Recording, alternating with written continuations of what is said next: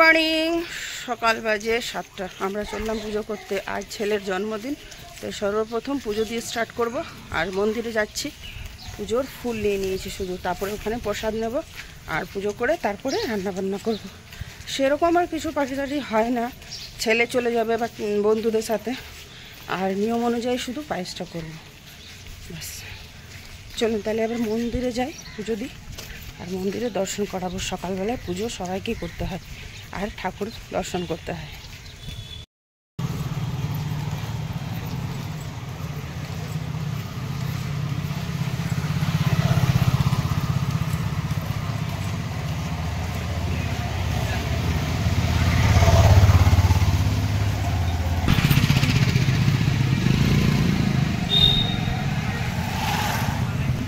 এখানে গিয়ে প্রথমে প্রসাদ নিয়ে নেব।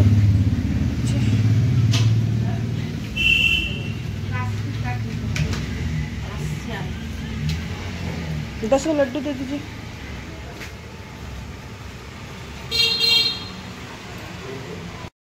প্রসাদ নিয়ে নিলাম, এবার মন্দিরে প্রবেশ করে যাচ্ছি। চল।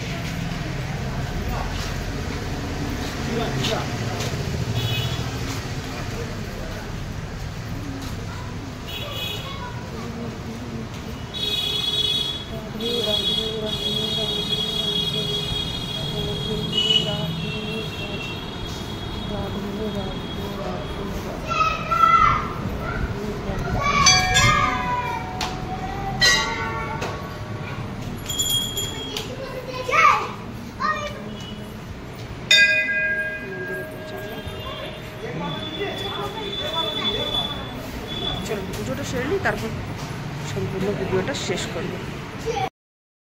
ফাইনালি পুজো হয়ে গেছে, এবার আমরা চলে যাচ্ছি বাড়ি। আবার একবার বজরংবলীর দর্শনটা করে। সুন্দর, আর এখানে পুজো এত সুন্দর হয়, ভিড় দেখুন।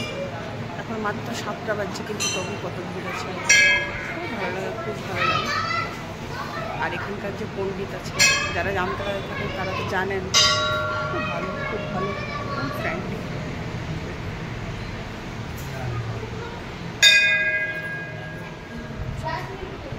চলুন, ভিডিওটা ছোটো মতনই করছি, শুধু এটাই ব্লগ করলাম, পুজো দিলাম। প্রসাদটা আমি সবাইকে বাটার জন্য মন্দিরে রেখে দিয়েছি। বাড়ি গিয়ে শুধু আমরা 3 জনা খাবো, কিন্তু এখানে গেলে, এখানে মানে দেওয়া হলে 40 জনা খাবে। কি ঠিক তো? আমি তার দিতে পারবো না, কিন্তু মন্দিরে রাখা থাকলে যত ভক্ত আসবে সবাই একটু করে পাবে। আমার বাবুর নামে একটু প্রসাদটা বিতরণ হয়ে যাবে। কেমন লাগলো আমার বুদ্ধিটা নিশ্চয়ই কমেন্টে বলবেন। আমার পূজা পেশা খুবই ভালো লাগে, খুবই ভালো লাগে। আর আপনারা কেমন আছেন সর্বপ্রথম বলুন। অতক্ষণ থেকে কথা বলছি, কিন্তু এই কথাটা জিজ্ঞেস করাই হয়নি, কেমন আছেন। আর খুব সুন্দর মন্দিরটা, খুব বড়, জানেন তো। এই দেখুন, আর কত রকমের যে গাছ লাগানো আছে। ভিডিওটা পছন্দ হলে লাইক করবেন, শেয়ার করবেন, সাবস্ক্রাইব করবেন। ভিডিওটা এখানেই শেষ করছি, এবার বাড়ি চলে যাব। পুজো হয়ে গেছে, এই যে প্রসাদ হাতে। ভিডিওটা পছন্দ হলে লাইক করবেন, শেয়ার করবেন, সাবস্ক্রাইব করবেন। আর বাবুকে ঢের করে আশীর্বাদ করবেন, বাবু যেন খুব সৎ রাস্তায় থাকে, এটাই কামনা করি ঠাকুরের কাছে। অনেক অনেক ভালোবাসা, সবাই ভালো থাকবেন, সুস্থ থাকবেন, অনেক ভালো।